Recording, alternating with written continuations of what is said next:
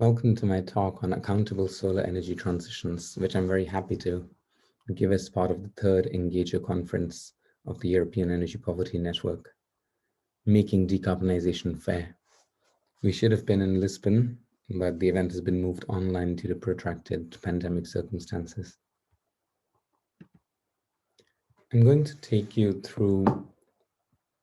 an overview of my work from the last 4 years, capturing some of the main insights from a number of publications over the next few minutes. And the main case I want to make is for a just energy transition with a focus on solar energy. The first paper is one I've written along with Howard Hastad. It's titled Bridging Socio-Technical and Justice Aspects of Sustainable Energy Transitions. We take point of departure in solar energy, which is going to be the case that I use throughout this talk, and different scales at which it's being taken up in Portugal, where I've led a study over the past few years. And we argue that we need to understand energy transitions as being both a matter of socio-technical change as well as a change in justice, energy justice, which has come to be a significant literature in the last few years as energy transitions have attracted more attention and seen a great deal of real world change. And by taking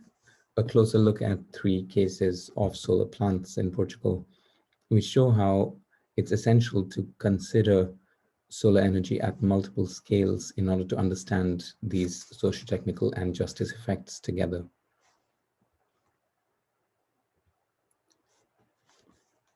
In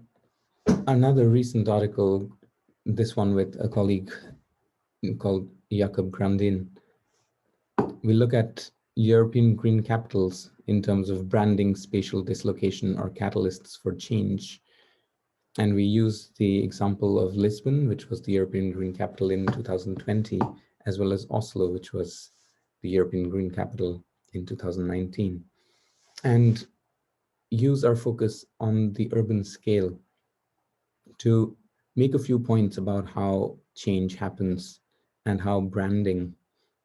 such as a prominent European award for sustainability and for greening of infrastructure,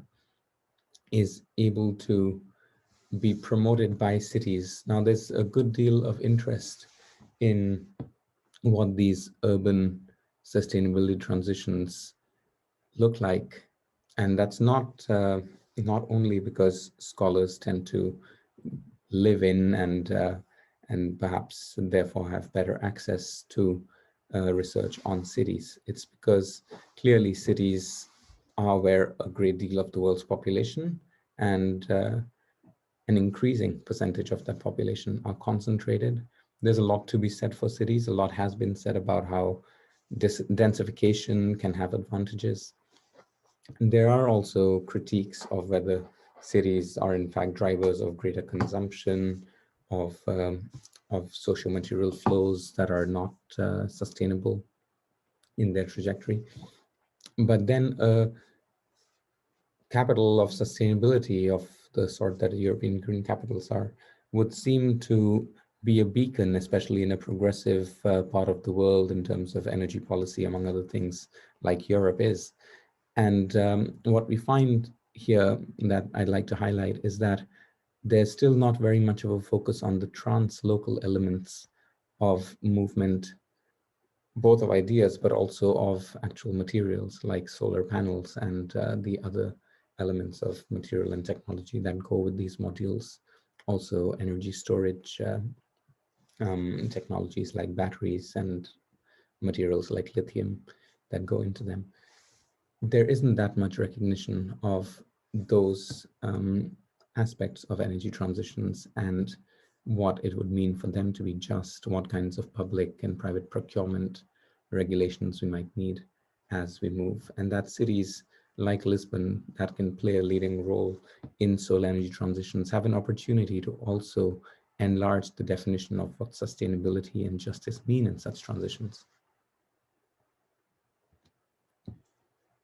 Another recent paper, this one with a colleague, Luis Silva, who's based in Lisbon, looks at solar photovoltaic energy infrastructures along with land use and sociocultural context in Portugal. Here we also take drawing to a large extent on Luis' long-running work on the energy sector in Portugal. We take a closer look at the linkages across sectors between solar energy transitions and what happens when relations of land use change, when particular kinds of contextual understandings of energy, of land use, of a municipality and what it means to people, a landscape, and how people have tended to use it and regard it. When those come to be impacted by the kinds of solar plants that are rapidly taking over, especially southern Portugal. So we look at three of these cases, again, explicitly at multiple scales to argue that there's a great deal of difference in the impact of solar energy transitions that are small scale versus ones that take over entire landscapes, the kinds of ways they connect with both land use, but also with electricity transmission infrastructure and what that means both for climate change mitigation as well as for the equity impacts on society. And then I want to move into a focus on metrics, which is one of my research interests and which I think a great deal of work remains to be done on when we look at energy transitions. And here with several colleagues, based on a workshop that we ran in Lisbon a couple of years ago now,